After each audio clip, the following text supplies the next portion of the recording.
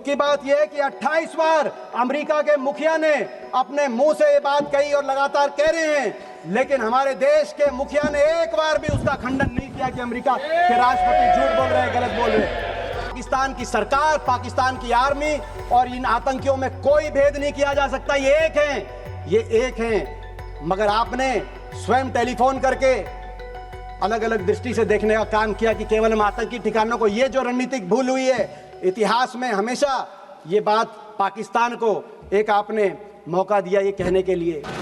माननीय श्री दीपेंद्र हुड्डा जी। पहलगाम आतंकी हमले में शहीद हुए 26 देश के नागरिकों को श्रद्धांजलि देने के साथ सर्वप्रथम मैं हिंदुस्तान की फौज को नमन करना चाहूँगा।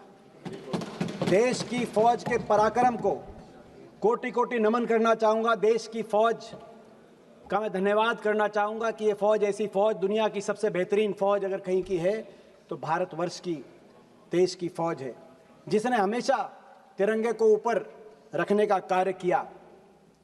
और देश की फौज का पराक्रम कोई चर्चा का विषय भी नहीं। बार बार सत्ता पक्ष की तरफ से देश की फौज के पराक्रम को लेकर बात कही जा रही है, इसमें हम सब शामिल हैं।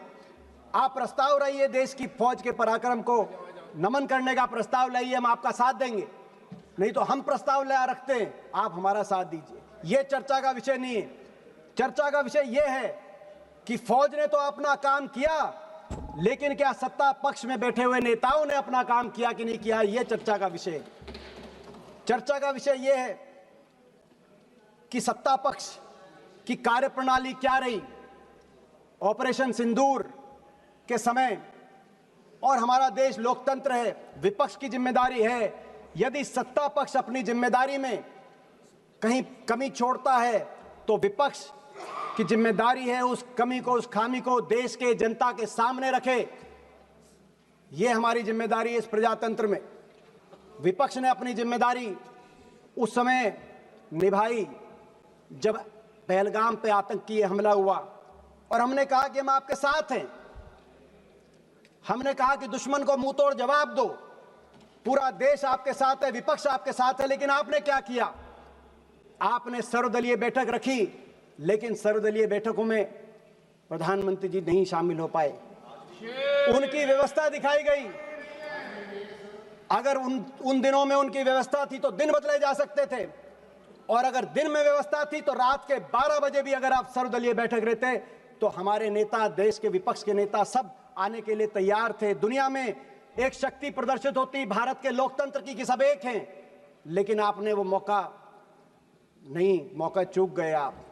उसके बाद बहरहाल ऑपरेशन सिंदूर में हमारी फौज ने अपना पराक्रम दिखाया, अपना लोहा मनवाया। और एक ऐसा समय आया 9 तारीख के बाद जब दुनिया ये मानने लगी कि हिंदुस्तान की फौज का अपर हैंड है, हम एडवांटेजियस पोजीशन में हैं, हम दुश्मन के गले के नजदीक हैं। लेकिन फिर 10 तारीख को यकायक सीज फायर।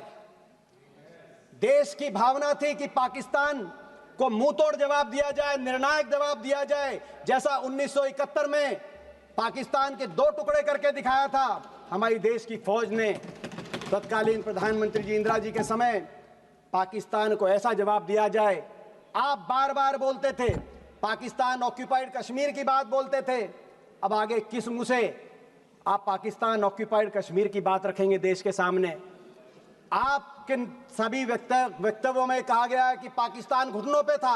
आप ही कह रहे हैं अगर पाकिस्तान घुटनों पे था तो सीज फायर जिसको आपने स्वीकृति दी, और आप कह रहे हैं कि हमने सीज फायर को माना, अगर पाकिस्तान घुटनों में था तो सीज फायर की क्या जस्टिफिकेशन है? मगर दुख तो तब हुआ, देश के दिल में दुख हुआ कि देश की जो भावनाएं थी उन भावनाओं पे विराम, युद्ध विराम, पाकिस्तान की ईंट से ईंट बजाने की भावनाओं पे विराम अमेरिका की एक ट्वीट ने आपके युद्ध विराम की घोषणा से पहले की।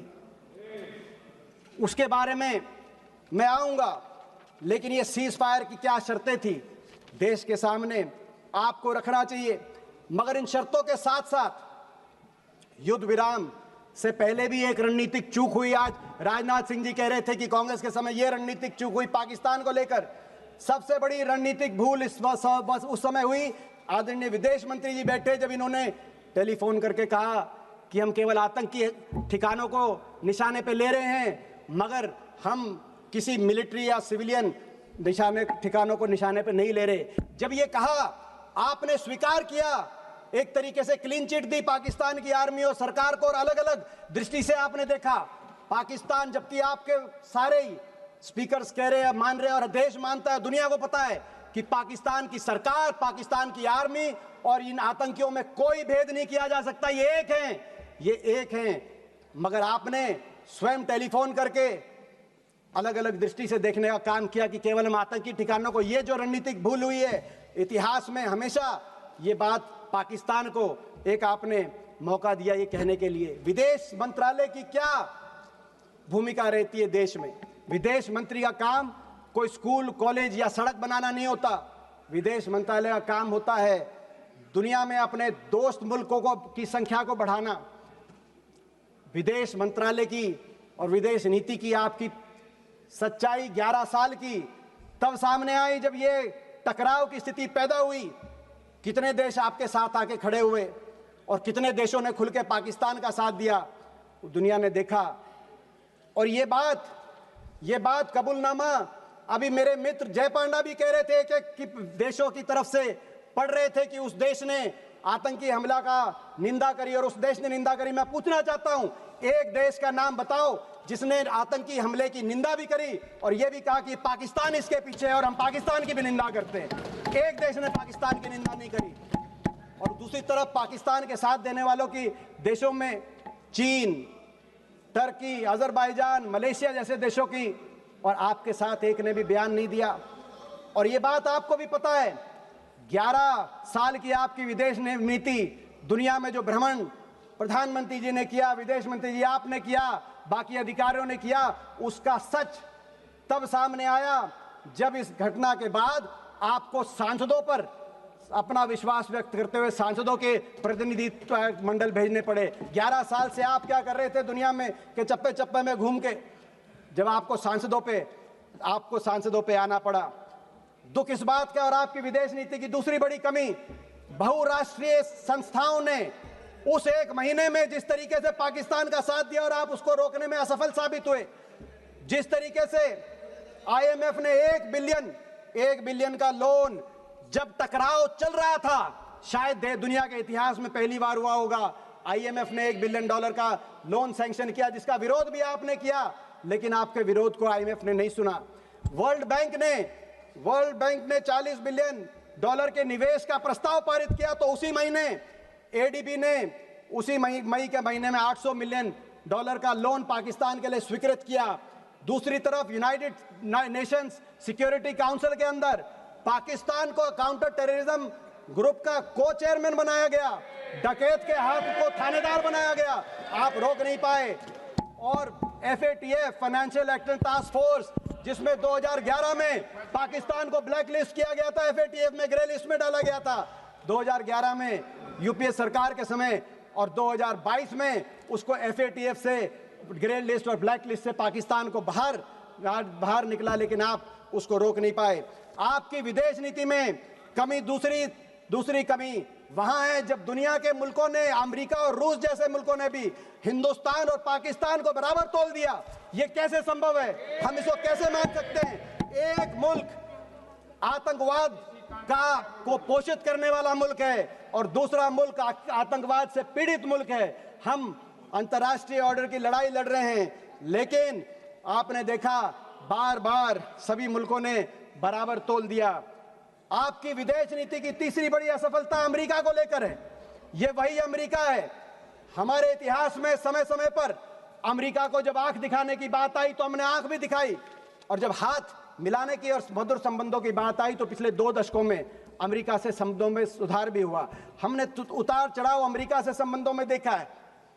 1971 में जब अमेरिका ने आंख दिखाई थी कि आप बांग्लादेश के अंदर अपनी फौज मत भेजिए, तो इंदिरा जी ने मुंह तोड़ जवाब दिया था और बांग्लादेश के अंदर हमारी पहुंच गई थी। आंख दिखाई हमने, परमाणु परीक्षण की जब बात आई तो चाहे इंदिरा जी के समय परमाणु परीक्षण हुआ हो, चाहे अटल जी के समय में परमाणु परीक्षण हुआ हो, अमेरिका ने जब रोकने की कोशिश करी तो हिंदुस्तान ने आंख दिखाई और अमेरिका के दबाव को नहीं माना।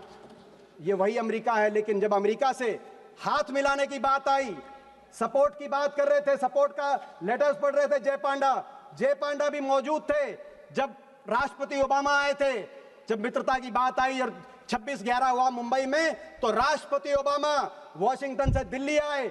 जॉइंट संसदीय सेशन में मैं भी एक सांसद था, जय पांडा भी एक सांसद थे, और राष्ट्रपति ओबामा ने कहा कि पाकिस्तान के अंदर टेररिस्ट के सेफ हेवन को बर्दाश्त नहीं किया जाएगा। और हिंदुस्तान ये साथ देने निभाने की बात, हाथ भी मिलाया और नजर भी, आंख भी मिलाई। मगर अमेरिका, आज आपको यही नहीं पता अमेरिका के साथ आप हाथ मिलाना चाहते हो या उनको आंख दिखाना चाहते हो। और अमेरिका के राष्ट्रपति ने 28 बार कहा कि सीज फायर हमने कराया।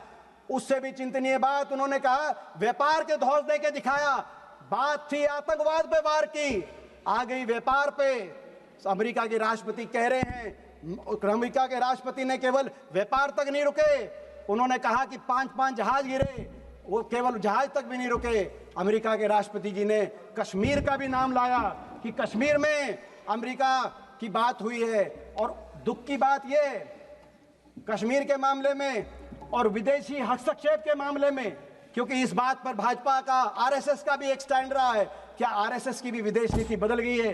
क्या आरएसएस को भी स्वीकार्य है कि अमेरिका हस्तक्षेप कर रहा है? दुख की बात और है, दुख की बात यह है कि 28 बार अमेरिका के मुखिया ने अपने मुंह से ये बात कही और लगातार कह रहे हैं, लेकिन हमारे देश के मुखिया ने एक बार भी उसका खंडन नहीं किया कि अमेरिका के राष्ट्रपति झूठ बोल रहे हैं, गलत बोल रहे हैं। अमेरिका को भी चुनना होगा, अमेरिका को भी चुनना होगा।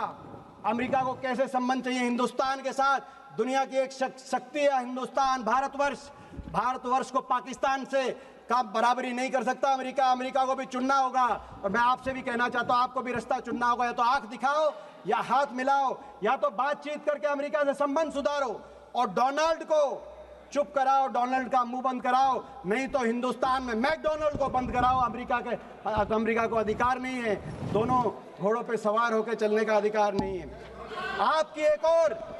आपकी विदेश नीति की तीसरी बड़ी असफलता चीन को लेकर है। मैं याद दिला दूं, जब आसिफ मुनीर अमेरिका के अंदर लंच कर रहे थे, उनको भोजन दिया जा रहा था और वो कह रहे थे कि डोनाल्ड ट्रंप को नोबेल पीस प्राइज दिया जाए। जब वो ये कह रहे थे, उसी दिन इत्तेफाक से उसी दिन चीन के अंदर ट्राइलैटरल बातचीत चल रही थी, चीन, पाकिस्तान और बांग्लादेश की। ये उस दिन ट्राइलैटरल बातचीत चल रही थी। चीन को लेकर बार बार आपको आगाह किया हमारे नेता राहुल गांधी जी ने, इसी सदन में किया है, लेकिन उनकी बात को आपने हल्के में लिया। और आज आपको आगाह कर रहे थे, हमारी फौज आगाह कर रही है चीन को लेकर। जो हमारे फौज के deputy chief of army staff है राहुल सिंह, उनका बयान आया कि चीन ये जो युद्ध था, इसमें पूरी तरीके से पाकिस्तान को सर्वेलेंस में, सैटेलाइट में, इक्विपमेंट में, प्लेटफॉर्म में, नेटवर्क में पूरी तरीके से पाकिस्तान का साथ चीन दे रहा था। और पाकिस्तान के डीजीएमओ की बात आई कि जब लड़ाई चल रही थी तो एमओ रूम के अंदर चीन के एम्बेसडर, पाकिस्तान में जो चीन के एम्बेसडर हैं, वो एमओ रूम में बैठे थे, पाकिस्तान के आर्मी के हेडक्वार्टर में बैठे थे। ये पाकिस्तान के डीजीएमओ ने कहा। लेकिन आपका क्या रिस्पॉन्स रहा? आपने चीन के एम्बेसडर को अभी तक दिल्ली में तलब करने का भी की कार्रवाई नहीं करी, चीन को कार्रवाई नहीं करी। जब टर्की ने पाकिस्तान के साथ देने के लिए अपना बेड़ा बजाया, तो आपने टर्की के दुश्मन मुल्क साइप्रस में प्रधानमंत्री जी गए, अच्छा संदेश गया। मगर जो असली दुश्मन था चीन, आपको अगर संदेश देना था तो ताइवान में प्रधानमंत्री जी जाते, चीन को संदेश देते। चीन को भूल गए।